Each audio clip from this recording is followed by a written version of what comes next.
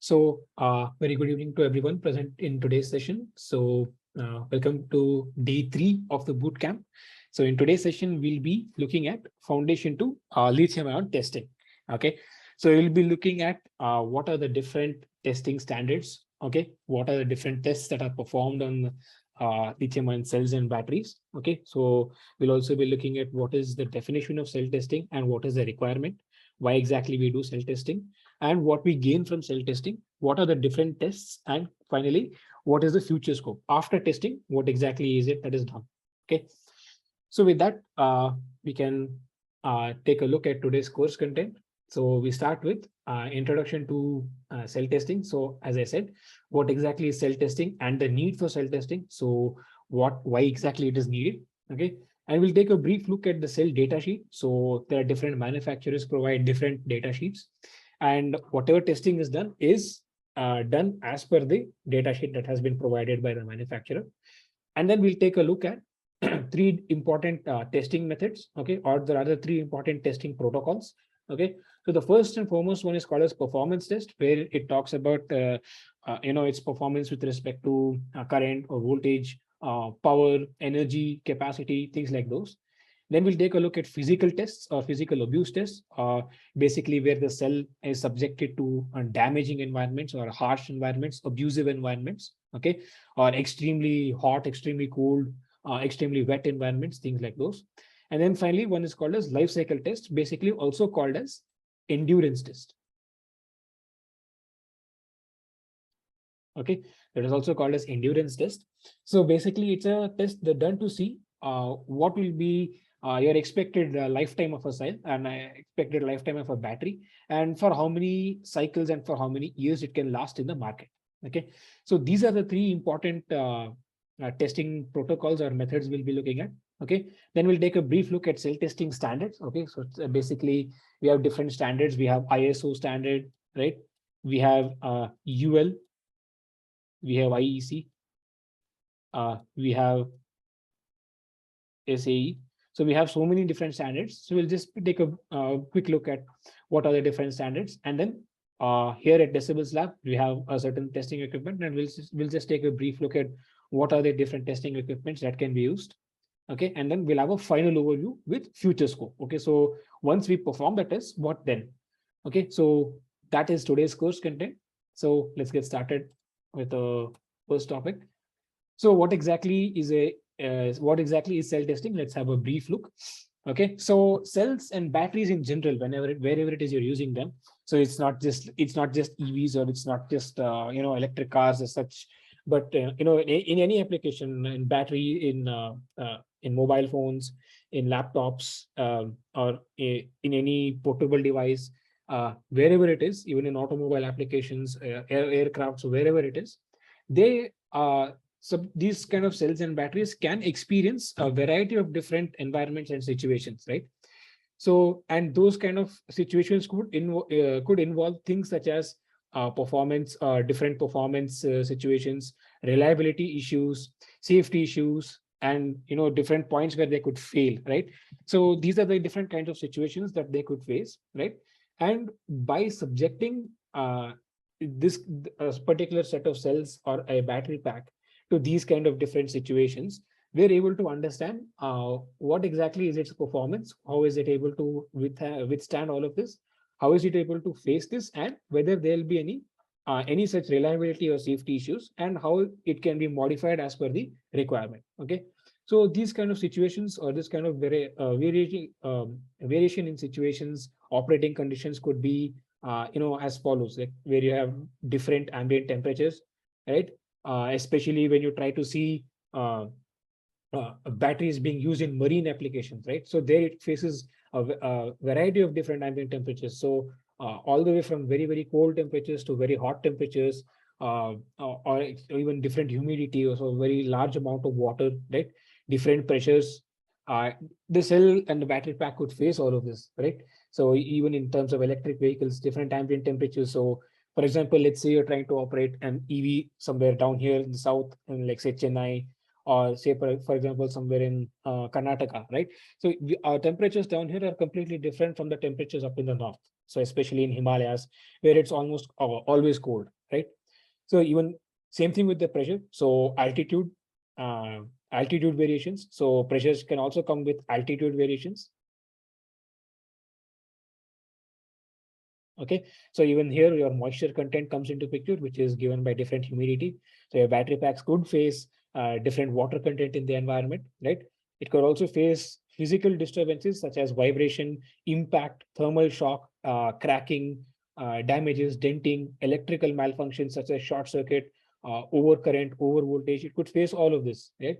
So also it could face overcharging and over discharging. So let's say that let's say that you have kept your battery for charging at very high rates, right? So how could that affect the battery? How could it affect the performance of the battery, its temperature, its overall performance, right?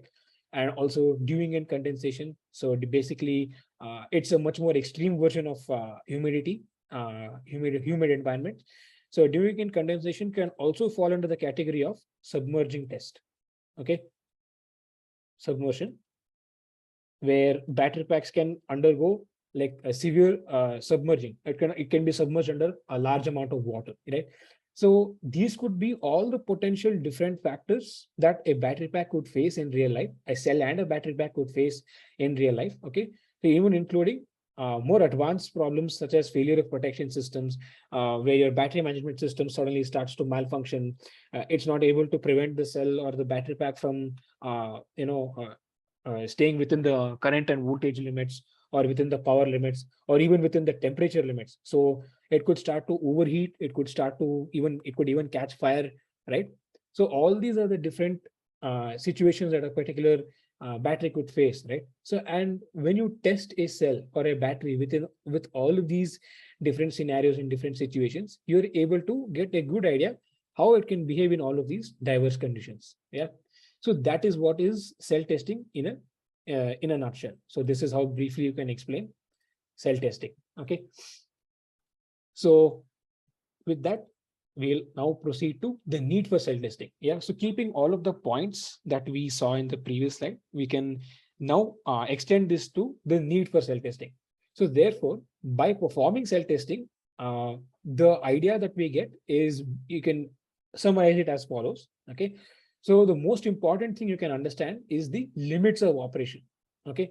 So your limits of operation could be in terms of voltage, in terms of current, power, energy, capacity, state of charge, state of discharge, rate of charge, and also things such as temperature, energy, and also varying atmospheric conditions. Okay, so your limits of operation could be in terms of all of this. Okay, so there could be even more things, but these are many of the commonly listed limits of operation. Okay, so by performing cell testing, you're able to understand what are these limiting factors and how they affect the performance. Okay, so you're also able to understand the real life characteristics and behavior of the cell in and the battery pack. So not only in terms of one individual cell, but also in a group of cell, which is called as module, and a pack level also called as a battery pack. Okay, so it's like a couple of cells, a group of cells make up one module, a group of module makes up one battery pack.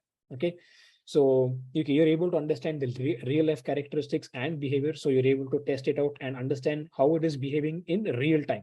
Okay, so pretty much you can analyze it as to see how it would perform in real time. Okay, you're also able to understand what are the different failure points and failure modes of the battery pack and of the cell, and accordingly design for failure. Okay, so design for failure is a very important aspect. So you're able to understand at what point can the battery pack potentially fail, and also accordingly devise necessary safety devices and algorithms to prevent such failures, or at least to increase the margin for failure.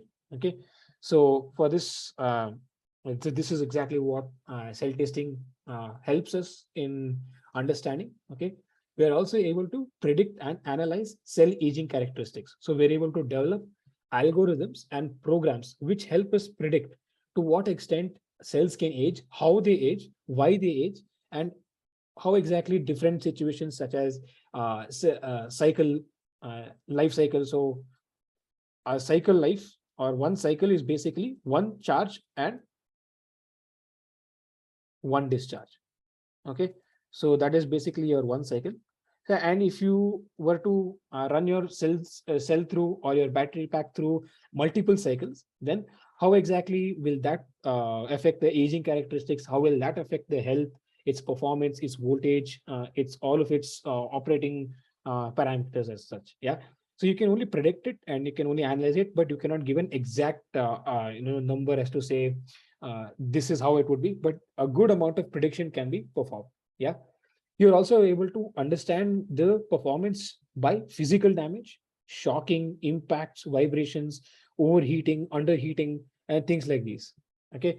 And when you combine all of this, finally, you're able to analyze all of the information and data processed from these points. And finally, you're able to modify the performance and behavior of the cell to get maximum operational life and efficiency. Okay.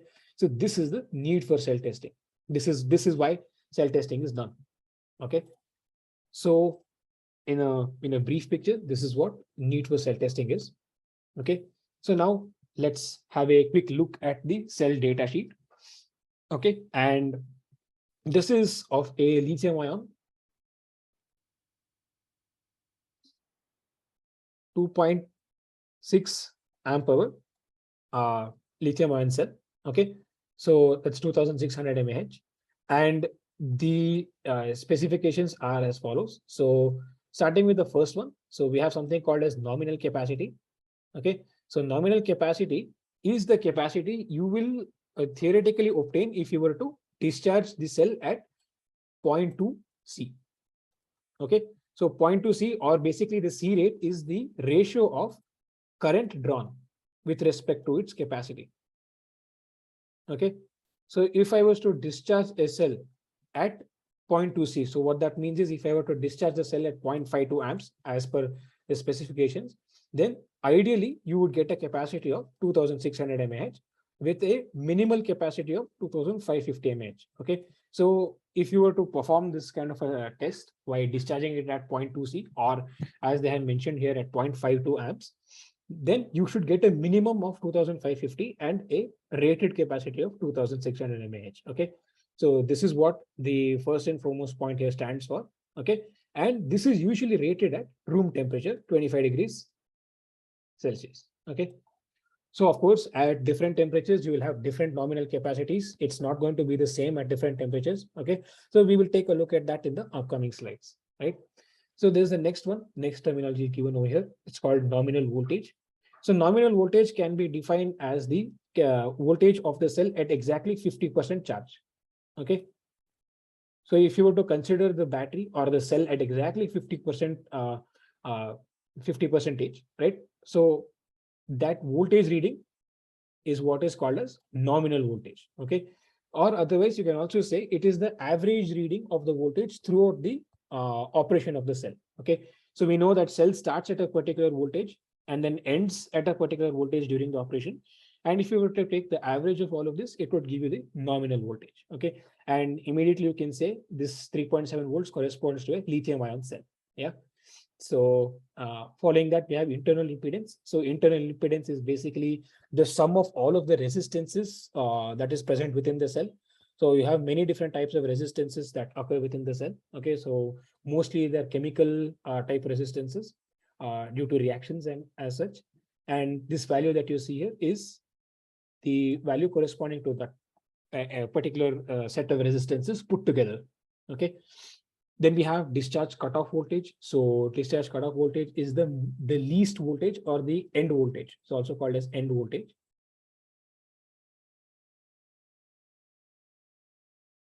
Okay, it's also called as end voltage. So what that means is below 3 volts, it is not recommended to discharge the cell. Okay, so you can discharge it safely up to 3 volts, and below which, if you were to discharge the cell, it will damage the cell. Okay, so that is what this particular term means. So max charge voltage, the same thing, but except during charging, it is recommended to stay within 4.2 volts and a margin of 0.05 volts. Okay, so standard charge current and rapid charge current. So it is recommended to always follow by any manufacturer. You can take a look at any of the data sheets. They will always recommend to start charge at standard charge current of 0.52 amps or at 0.2 C. Okay, or more generally classified as 0.2C. Okay, it is not advised to charge always at rapid charging current, because this can actually start to wear down the battery pretty quickly. 0.52 will actually give you longer life. Okay, so same thing here with the discharge as well. Next, coming to maximum pulse discharge current. So what this means is, instead of drawing continuous current, it will draw pulses. Okay, so let's take this to be time and let's take this to be current. Okay, so if you take a look at the graph, pulse discharge means that you're discharging the cell in pulses. Okay, and as per the manufacturer, the maximum pulse current it can take is 2.6 amps. Okay, usually they would also provide the time rating, so for how many seconds it can usually take. Usually they would mention it as 10 seconds or up to 15 seconds. Okay, but it depends from every manufacturer as to what they prefer. Yeah, so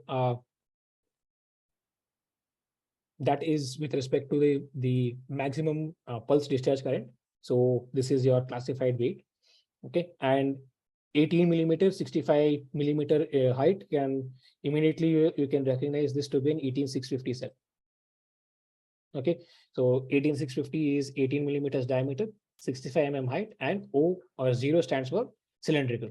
Okay, so this is your operating temperature or your recommended operating temperature limits. Okay, during charge it is always suggested to be within this temperature limit, and while discharge you have a larger window. Well, that is because if you are charging it, especially if you are charging it from low voltage, it'll face a lot of losses, especially if it is in temperatures below 0 degrees, which is why it is always suggested to keep it within 0 or above 0. Okay, so that is why your operating temperature is mentioned as such. Okay, and then finally we come to storage. So this is something we'll see in the upcoming slides as to exactly what is meant by storage and what it has to do with the performance of the cell. Okay, so storage is basically like if you are storing the cell for in an inactive situation for a very long time, yeah, then you have to specify the temperature limits for it to be stored. Okay, because otherwise your battery can start again facing a lot of losses, especially at lower temperatures. Okay, so this is just a brief overview of all of the cell data provided by the data sheet. Okay, so all your testing and all of your compliances, all of your requirements has to be as per this specifications given by the manufacturer. Okay, so with that, we will now look at what is cell testing requirements. Okay, so as I had explained earlier, that there are so many different standards, right? So mainly or mostly throughout today's session, we'll be usually referring it to ISO standards. Okay, so as per ISO standards, you will see that there are three main categories through which you will have to perform the cell tests. Okay, starting with the performance test, abuse test, and then life cycle or aging test. Okay, so in performance test, you have all of these categories. So static capacity test and energy test at room temperature, and also at different temperatures, at different C rates or at different current magnitudes, pulse power characterization, internal resistance tests, energy efficiency at fast charging and fast discharging. So it also includes fast discharging as well. Okay, and finally, basically cranking power or low temperature cranking. So there is something called as cold cranking, right? So basically this tells you to what extent can the battery provide power given a particular low temperature. Yeah, so that's what this test actually tells you. Then coming to thermal. So thermal, you have humidity and water type tests. You have thermal shock cycling, so where you'll be exposing the particular cell and battery pack to extremely high and extremely low temperatures. Okay, then you have mechanical tests in which you'll be subjecting it to vibration, so severe vibration, low to severe vibration, and then mechanical shock. So mechanical shock can include light impacts, medium impacts, heavy impacts, accidents, ruptures, cracks, and dents. Okay, and then finally electrical abuse. So you have short circuit, so you can actually simulate both internal and external short circuit and then test it out to see how the battery has performed in that situation. Overcharging and over discharging. So you can see how exactly the cell can behave during fast charge, fast discharge, especially by varying the temperature as well. Okay, so that is both electrical and thermal abuse put together. And then finally, we have life cycle. Okay, so life cycle usually comes first and foremost by isolating the cell in open circuit voltage condition. Okay, or by putting the battery pack in a situation where it is not connected to any load, isolating it for a long period of time, say for example 12 months to over 1 year, 1.5 years, and then seeing how much of the capacity has been lost. Okay, and SOC loss at storage. So SOC loss at storage, that means not only just storage in ambient conditions, but in different temperatures. And then finally, cycle life. So cycle life, as I had mentioned earlier, so if you subject the cell to multiple charging and discharging cycles, so how will that affect the performance? Okay, so all of these are the three different types of categories or protocols that have to be followed. So this is as per ISO. Each standard will have their own requirement, and each standard will have their own definition of what are the different testing requirements. Okay, so in today's session, we will be only looking at the static capacity test at different temperatures, pulse power characterization, thermal shock cycling, vibration, electrical abuse at short circuit, and cycle life test. Okay, so these are the 4 to 5 different tests that we'll be looking at. So with that, let us get started at the first one, that is static capacity test at different C rates. Okay, so basically, as I had explained earlier, C rate equal to the ratio between the current drawn from the cell divided by the capacity, the rated capacity or the nominal capacity of the cell. Okay, so let's just mention that here. So nominal capacity of the cell. Okay, so here this is rated to be 2600 mAh. Okay. Okay, so a C rate of 1 C would correspond to a current of 2.6 amps being drawn from the cell. Okay, and a 0.2 C rate would correspond to a current of 0.52 amps being drawn from the cell. Okay, so I hope this is clear. This is what it means. This is what C rate, which is what is the definition of C rate. Okay, so here on the left hand side, you can see the graph that corresponds to the cell being discharged at different C rates. Okay, so basically this is the testing, or this is the graph that you see when you test one lithium ion cell. Okay, so the same cell that is being subjected to different C rates. Okay, all the way starting from 0.3 C. Okay, so 0.3 C starting at 0.3 and then going all the way up till 2 C.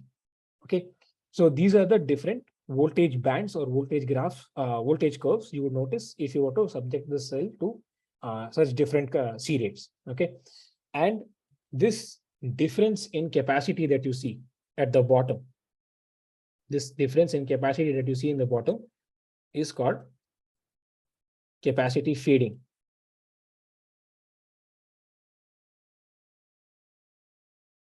Okay, and that is the objective to measure, that is the objective in this particular type of test. Okay, so that's one of the objectives. Of course, the main objective here is to see what is the discharge capacity of the cell at room temperature. So again, this is performed at 25 degrees Celsius. Okay, so that is the universally accepted room temperature. So this is the the temperature at which this test was performed. Okay, and at this temperature, these are the different capacities that you would obtain if you were to subject the cell to these many different rates. Okay, so the other objective, of course, is to see to what extent the capacity is being lost at high C rates, especially. So that is what this test tells you. Okay, so the cell is discharged from maximum voltage of 4.2 and ended at a minimum voltage of 2.8 volts. So as per the manufacturer specification, the minimum voltage is 2.8 volts. So that's what the that's where the test has concluded. Okay, so that is static capacity test with respect to C rates at the same temperature, that is constant temperature. Now you can perform the same test static capacity test, but at different temperatures at the same C rate. Okay, so this is the same 2600 mAh cell.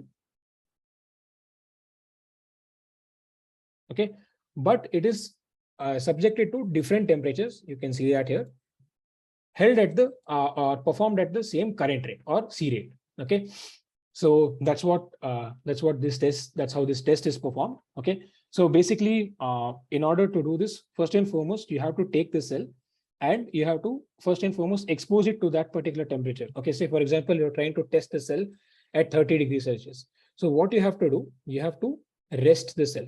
Okay, rest at 30 degrees Celsius. Okay, you have to rest the cell at 30 degrees Celsius for a period of 24 hours. Okay, this particular time period here is purely dependent on the person who's testing the cell. It is not necessary that you have to do it for 24 hours.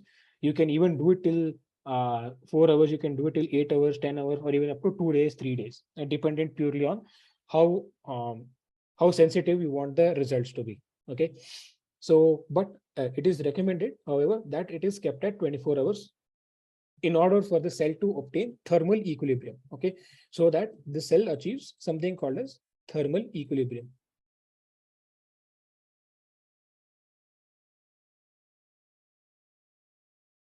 Okay, so once the cell has attained thermal equilibrium, then keeping the current or keeping the C rate constant, this cell is discharged. Okay, and here you can see the graph. So your red line over here, this one, it corresponds to your C rate at your C rate of minus 3.3 amps and a temperature of 30 degrees Celsius. Okay, so the same thing is repeated at different temperatures at 40 degrees Celsius, at 10, at 0, and minus 10, minus 20. Okay, so this is actually as per ISO standards once again. So this is the complete temperature range that they have mentioned, right? And the testing is done purely based on these requirements. Okay, so here you can see at lower temperatures, you are noticing that the cell is giving out much lesser capacity, right?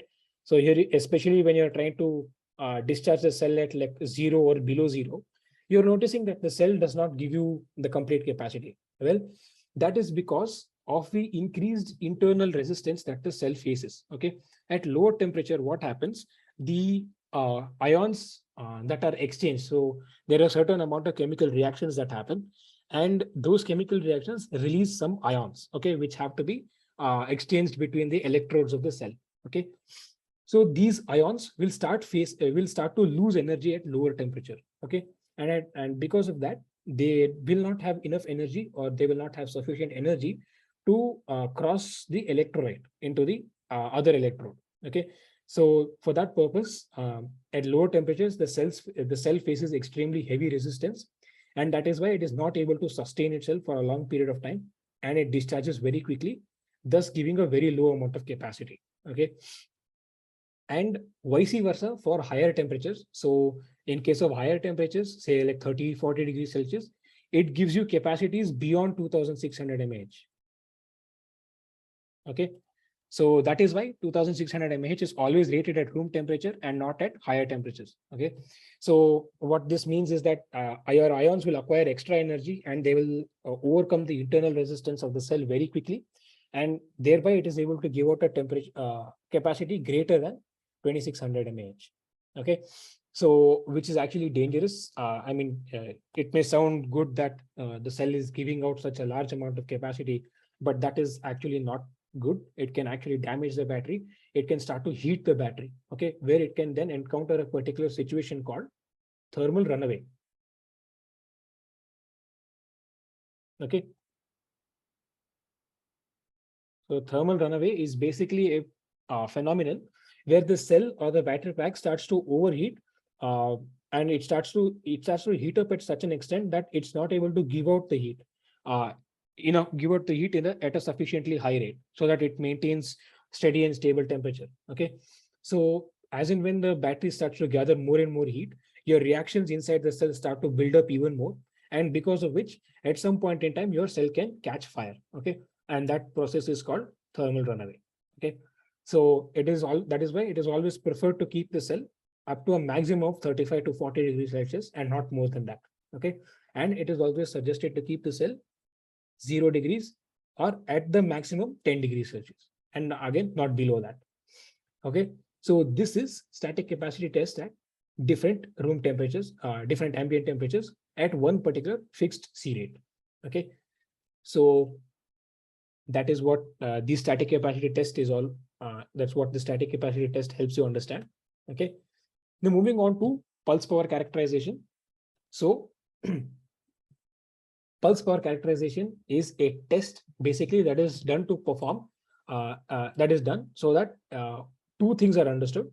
So the first and foremost important thing is to understand what is called as pulse power of the cell. Okay. So there is something called as pulse power. So basically this pulse power means what is its ability to provide power within a set range of a pulse. Okay. So for example, let's say that the particular battery or particular cell is facing a certain pulse, a sudden pulse. Okay. And to what extent it can provide power without going outside the recommended voltage limit. Okay. So that's what pulse power determines. Okay. It is also called as dynamic performance.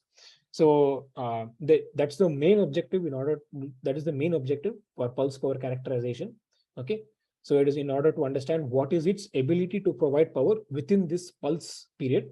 Okay. Without crossing the performance limits. Okay. So whether it is safe to provide this kind of a pulse, at what pulse does it start to cross the limit? Does this pulse cause short circuiting? All that you can start to understand from this test. Okay. And the second most important thing is you are able to understand the cell's internal resistance and capacitance. You're able to derive these values, and you're able to understand what are the different resistances that the cell is facing, and how does the cycle life also affect the polarization and ohmic resistance. So there are two types of resistances that the cell usually gives up. Okay, so the resistances are as follows. So first and foremost is called ohmic resistance. Ohmic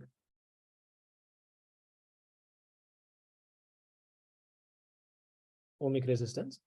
And the second thing, the second type of resistance is called polarization resistance. So let me just clear this out. Okay, it's called polarization.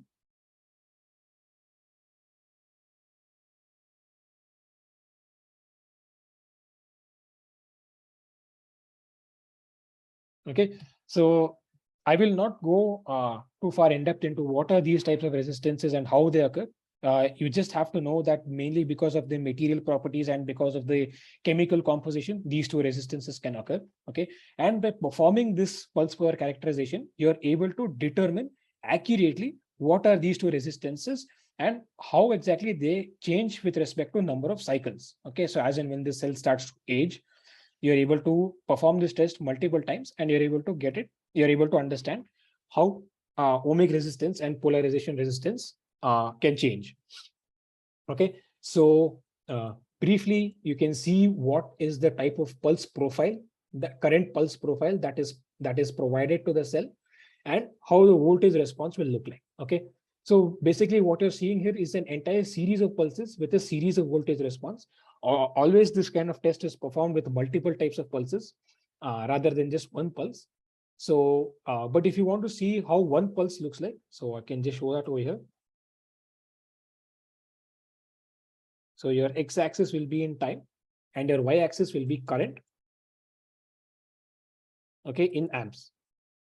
Okay, so this is the zero line. Okay, and your first pulse will be a discharge pulse. Okay, next will be a charge pulse that will look like this. Okay, and then after which there will be one another discharge pulse. Okay, so there are three such type of pulses that will be supplied to the cell. Okay, so I will write down now what each one implies. So this is a discharge pulse.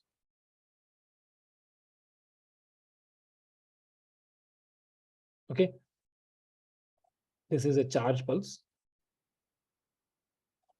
Okay, and this is yet again another discharge pulse. Okay, so let's see one by one what each one means over here. So the discharge pulse here, it is meant to discharge the entire cell for 10 seconds, for a period of 10 seconds. Okay. Similarly, you're also going to charge the cell here for 10 seconds. Okay, so this is one set of pulse. So this is one set. So one set includes one discharge, one charge. Okay, so this is basically to see what will be the voltage response both during discharge and during charge. Okay, and now the last one, or the third one, this particular discharge pulse here is to remove 10% of the battery's capacity. Okay, this is to remove permanently 10% of the capacity. Okay, so the battery or the cell is first and foremost started at maximum voltage. Okay, so let's take the maximum voltage of the cell to be 4.2 volts. Okay, so the test is started at 4.2 volts. The discharge pulse is performed, the charge pulse is performed, and then it returns back to its equilibrium, and then one discharge pulse is provided so that it reduces by 10%. Okay, so 4.2 volts is dropped by 10%. Okay, so then starting at 100% charge, it will then be at 90% charge. Okay, it will be at 90% charge. Okay, then again the same profile is repeated, and then once again it is taken down to 80%. Okay, so it is moved from 90% charge to then 80% charge. Okay, then to 70%, so on and so forth till it reaches 10% charge. Okay, it is usually advised to stop at 10%, because at that point the amount of resistance that the cell faces is actually very high. But it can also be part of the experiment where you can take it to 0, but that is sometimes not recommended. Okay, so this is how your entire pulse profile will look like. Okay, and this is what is called as pulse power characterization. Okay, and to this pulse input, the voltage response will look like this. Okay, so this is the 0 line, and yeah, your pulse to discharge will look like this. Okay, so this is what your voltage response will look like, and same thing you'll see even for the charge. Okay, so this is how your discharge and charge pulse, your voltage response will look like. Okay, so this will be your voltage response. Yeah, so this is how your voltage response will look like, and utilizing this voltage response, you'll be able to understand your dynamic performance, or as I said, your pulse power capability. Okay, and finally also you'll be able to estimate your resistances. Okay, so again, I will not be going into the details of how exactly the pulse power is determined or how the cell's resistances are obtained, but using this voltage response, all of that is possible. Okay, so your current magnitude, or the pulse current that you can supply, is usually varied between 0.5 C to 3 C, depending upon what is the machine limit capability, your testing hardware capability, or your cells limitations, and things like those. But usually it is between this limit. Okay, so that is with respect to the pulse power characterization. Yeah. So now that is the end of the performance test that we see. And now we'll see the testing with respect to thermal shock cycling, or abuse test, basically. So physical abuse test, as I had mentioned, we'll be looking at the thermal shock cycling, mechanical vibration, and electrical abuse. Yeah. So as per ISO standards, what they have defined the objective of this kind of thermal shock cycling test to be such that you're taking an entire set of batteries, or entire set of cells, or a battery pack, and subjecting it to a highly thermally stressful environment. Okay, so where the temperature, the ambient temperature changes from -40 to +80 multiple times. Okay, so -40 to 80, and then again 80 to -40, and that is going to occur within 30 minutes. Okay, so this is the set and defined period as per ISO standards, and this is done till 5 cycles are completed. So as I said, -40 to 80 is one cycle, or one thermal cycle, and then 80 to minus 40. Minus 40 to 80 and 80 to minus 40 is one cycle. So yeah, just can make that correction here. So minus 40 to 80 and 80 to 80 degrees to minus 40 degrees is one cycle. Okay, so this is repeated a minimum of 5 times. Okay, so that is as per the ISO standard, and the following things are observed. Okay, so the following things are observed. So the first and foremost thing is, will the battery pack catch fire? Okay, will it catch fire? So as I said, thermal runaway. Second thing, will there be any chemical modification? As in to say, will there be any internal modification to the chemical substances, chemical compounds, the internal structure? Will there be any chemical modification? Okay. Third thing, will there be any vaporization? Okay. So are any of the chemicals or are any of the chemical constituents beginning to vaporize? Okay, this vaporization is also called as gassing. Okay, so this is a phenomenon that many lithium-ion cells face. So gassing is nothing but vaporization of the electrolyte, where basically your electrolyte inside the lithium-ion cell is very volatile. Yeah, so when it is subjected to high temperatures, it can start to vaporize. Okay, also it is called as gassing. So do the groups of cells face this kind of gassing? Okay, and the fourth and foremost thing, is there any loss or if there is any change in mass of the cell? Okay, so is there any change in the mass of the cell, or if there is any loss in the mass of the cell, right? So if all of these are considered, and the answer to, or rather the results to all of this is observed to be a safe result, or basically it is observed that none of these events are occurring, then it is deemed roadworthy. Okay, it is deemed roadworthy. Okay, and these are all what is called as acceptance requirements. Okay, so these are all acceptance requirements.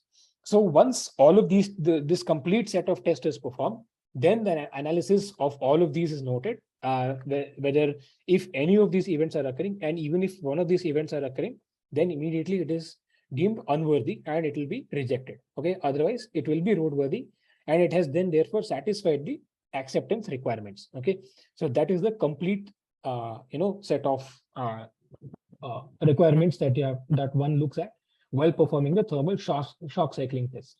Okay, so this is with respect to thermal shock cycling. Okay, there is also something called as thermal endurance test. So this is with respect to short period of time, right? So we have seen that this comes for 30 minutes, but endurance test comes for much longer period of time. So for example, let's say you're subjecting a cell to 50 degrees Celsius or something like that. Okay, for a period of up to 6 hours. Okay, or 8 hours, or sometimes even a period of 12 hours. Okay, so that's what the endurance test does. So it is similar to your thermal shock cycling, except here your cell or battery pack is subjected to a temperature and held at that temperature for a long period of time. Okay, so again, there are several requirements for this type of test as well. Okay, but we will not be going into this. So we are done with thermal abuse tests. Now let's take a look at mechanical abuse test. So here we see a vibration test bench on the left hand side. Okay, so you can find this complete information on this website here. So Crystal Instruments.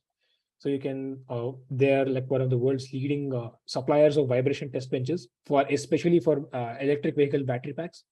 So here what is done? So your battery pack is mounted on top of a test bench, okay, and subjected to a vibration of 200 hertz, okay, in both, in all three X, Y, and Z direction, okay, for a minimum period of 12 hours.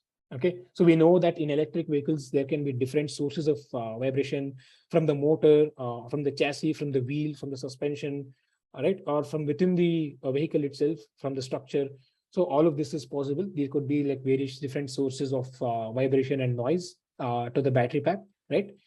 So the objective of this test, this vibration test, is to see how this particular cell or battery would behave if you were to subject it to extremely harsh vibrations. Okay, so 200 hertz is the maximum recommended vibration because of the mass of the battery pack. So not only will it affect the battery pack itself, but even the test bench will be affected. So for that purpose, it is limited to 200 hertz.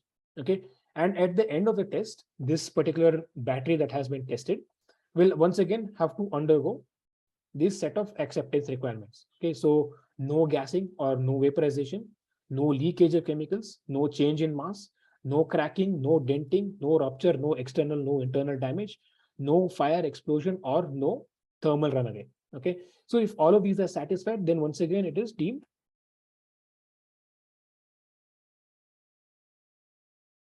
roadworthy. Okay, so that is the complete objective of the vibration test. Okay, so usually, again, as I said, it is limited to 200 hertz. So now we will look at short circuit test. Okay, so your short circuit test is basically an electrical abuse test. So the purpose of this test is to see what majorly it is to check the functionality of the current protection device. Okay, so all cells and all batteries have something called as a current protection device, or also called as current interrupt device. Okay, so this test is done so that the functionality or the response time of this particular device is checked. Okay, so 55 degrees is the temperature that usually it is kept at. That because, as I said, that is when your cell starts to discharge very heavily or very quickly, right? And that is when your cell is able to provide a large amount of current. So for that purpose, it is kept at 55 degrees Celsius, right? So then what it is done, what is done is this test cell that you see over here, or this test battery pack. You can even mount a battery pack here. It is connected to a low resistance external wire. Okay, so this wire that I'm highlighting here, this is a wire that is of very low resistance. Okay, so usually this would be a wire of resistance less than 0.1 ohms. Okay, so again, this is as per the ISO standards. They recommend to use a wire of resistance 0.1 ohms or lower than that. Okay, so then what has happened? What happens? The cell is then allowed to discharge at very high current rates through the wire, and again, the following acceptance criteria is checked. So whether the cell catches fire, whether the cell is able to sustain itself from without being overheated, whether there is any gassing or venting, whether there is any thermal runaway, right? And if none of these are observed, then the cell is deemed roadworthy, and it is basically accepted in the fact that it can withstand a high amount of abuse. Okay, because this kind of test, this kind of short circuit test is actually very, very rigorous. It is extremely it's quite a difficult test, and usually this is where the battery or the cell would face quite a tough time. Okay, so when the battery or the cell passes this test, it is deemed roadworthy. Okay, so in terms of performance and physical abuse, this is the final type of test. Of course, there are much more in-depth tests, things such as humidity, pressure, altitude test, moisture and condensation type test, humidity tests, and things like partially submerged, fully submerged, and subjected to external fire. So all of these are different tests that can be performed. But this is the one of the final tests that is performed on the cell. Okay, so with that, we come to an end on the physical abuse test.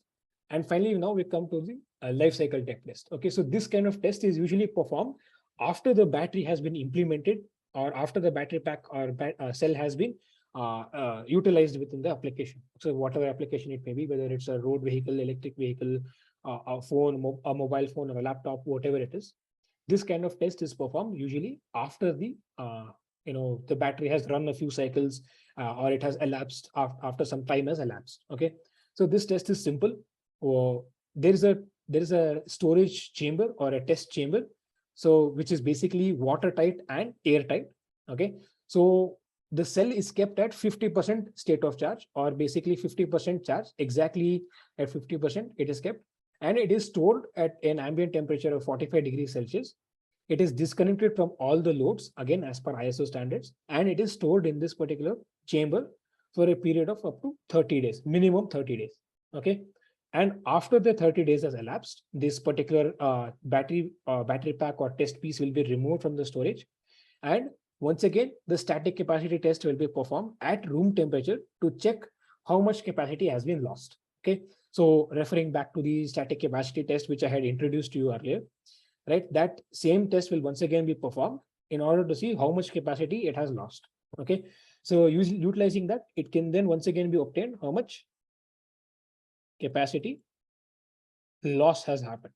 Okay, so this can give you capacity loss. Okay, so loss due to extended storage. So it's not necessary that it has to be only for 30 days. It can be even increased up to a period of 12 months. Okay, so it can even be more than 12 months. It can be in a period of up to 2 years. Okay, so again, depending upon what is the requirement, it can be done. Okay, so now we will look at life cycle test. So basically, a life cycle test is nothing but determining the loss in performance or loss in capacity after the cell faces continuous charging and discharging. So in the previous test, we had seen that the cell, how it would lose performance if it were to be isolated and disconnected from all load. Okay, but here the test is to see how it would perform if you were to continuously connect it to a load and continuously charge it and discharge it. Okay, for a minimum period of 14 days. Okay, so once again, we see here as per ISO standards. So the battery is first and foremost kept at 25 degrees Celsius, and then it is subjected to something called as a cycling process. Okay, so cycling process where you will charge the cell till it reaches 80% and then discharge the cell till it reaches 30% of its capacity. Okay, so this charging and discharging continuously happens till 22 hours of this cycle is complete. Then once again, 2 hours is 2 hours rest period is given, and then once again for the remaining 22 hours, the same cycle is repeated. Okay, so the same thing, this goes on and on till 7 days is completed. The test period of 7 days is completed, right? So once 7 days is completed, once again a pulse power characterization test is carried out to see if there is any change in resistance. Okay, so as I had mentioned earlier, as the number of cycles goes on increasing, so you can perform the pulse power characterization to see what is the change in resistance. Okay, and then the same cycling is once again carried out for another 7 days. Okay, then at the end of the 14 days, we will see that there is a static capacity test. Okay, so static capacity test is to see capacity loss. Okay, so this capacity loss will be once again be taken with relative to the initial capacity loss, initial capacity of the cell. Okay, so at the beginning of this test, one static capacity test is performed. Okay, and once the 14 days test period is complete, once again a static capacity test is performed, and with relative to the original capacity, you will be able to determine your capacity loss. Okay, so this is your complete cycle test, your life cycle test. Okay, so that is with respect to all of the tests that are to be performed, right? So here at Decibels Lab, we are currently using this equipment here supplied by a battery testing manufacturer called Newware. Okay, so the device model is called BTS 4000. BTS stands for battery testing system, and basically it's an 8-channel instrument, so you can test up to 8 individual cells of different capacities, of different specifications. Okay, and it can supply a maximum of 6 amps and limit itself to 5 volts. So it's basically a low power testing machine, and there are other variants as well to this. So there is also a 5 volts 20 amps. So there is a 5 volts 100 amps. There is also a 5 volts 1000 amps. Okay, so you can find the complete list and configuration of all of these machines on newware.com. So for those whoever is interested, you can head over to this website. You will be able to see a lot of different machines offered by them. Every kind of test is performed, including drive cycle tests, reverse drive cycle test, your extremely high current rate test, your life cycle test, aging test, impedance spectroscopy. All of these kind of tests can be performed. Okay, so this is an introduction to what we use here at Decibel Lab. And currently, as we speak, life cycle tests are happening to a bunch of 18650 lithium ion cells. Okay, so we're trying to see up to a cyclic limit of 500 cycles, what will the cell behavior be? Okay, so that is our current objective here at Decibel Lab. Okay, so here are also some other instruments and some other companies that use different kinds of testing machines. So here at Ether Laboratory, the same similar kind of machine is used from Newware, but here it will be used in bulk quantities. So here more than 5,000, 6,000 cells are tested at once. Okay, and here these two are temperature chambers. Okay, so these two are temperature chambers. Okay, and it can also simulate humidity. Okay, so here on from Tesla, they use Arbin, and this is actually one of the world's most widely used testing bench. So it can perform testing on all kinds of cells, so starting from coin cells, heading over to pouch cells, heading even prismatic cells. It can even they can even test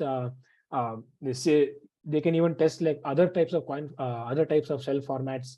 It has a complete variety and a very huge range of testing capability, including like submersion test, underwater test, high altitude, low altitude test, inverting the battery, testing the battery by inverting it, testing the battery by damaging it. All this is possible using Arbin. Yeah, so not only Tesla, but even Scania, Volvo, Mercedes-Benz, all of these leading manufacturers, they rely on Arbin for their battery testing. Yeah, and SignLab, this particular company is basically they're open. They're global market. They supply to the global market, so it's not just restricted to EVs. It's it even goes to power plants or household sort of appliances. Power, things like factories, all of these. So these are the different testing facilities that you can see commonly used in today's market. Yeah. So this is how a test schedule would look like if you were to utilize the Newware software. Okay. So here a simple static capacity test is done. So here you can see, you can mention the time for the test. You can even mention what current limitation you want, what voltage limitation you want, what capacity limitation you want, and how many for how many seconds do you want to record the data. So all this you can mention, right? And this is what is called as a step manager.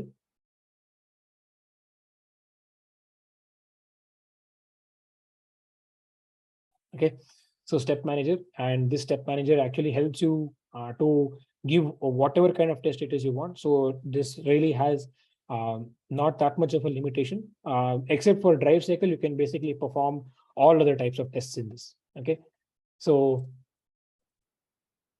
that is with respect to our machine and the Newware software. And here, as I had mentioned earlier, so some of the testing standards. So all this throughout the entire webinar, we have seen ISO standards, but there are also IEC standards, SAE standards, which is very widely followed in case of automotive applications. So UL is basically towards household electrochemistry and also towards some amount of automotive. US Department of Energy and ELICERT. Okay. So there is also another standard called as AIT, Austrian Institute of Technologies. They have also introduced their own standards for European electric vehicles. So there are many manufacturers in Europe that follow Austrian Institute of Technology as well. Okay. So these are the several different standards, and there are the identifying numbers. So these are the latest numbers. Okay. So recently, US Department of Energy has released their 2019 manual, but currently it is not accessible. Okay, so yeah, with that, we have come to the end of today's webinar. So that is your complete overview of cell testing and cell characterization. So now for the future scope, basically, what is the future scope? So after you have obtained all of this data, you can create a basic mathematical model of a cell in a software. You can then utilize this data to simulate the cell in different environments, especially when you're trying to design an electric vehicle. It would be very, very expensive for you to test the vehicle multiple times, do multiple tests on the hardware on the test bench again and again, right? So which is why you would have to perform software simulations to a certain extent. So this data can be utilized in such models. You can expose the model to different situations, different environments, and see how the battery pack responds. And then also you can develop things such as algorithms. Okay, so there are things like state of health and state of charge, state of power, estimation algorithms.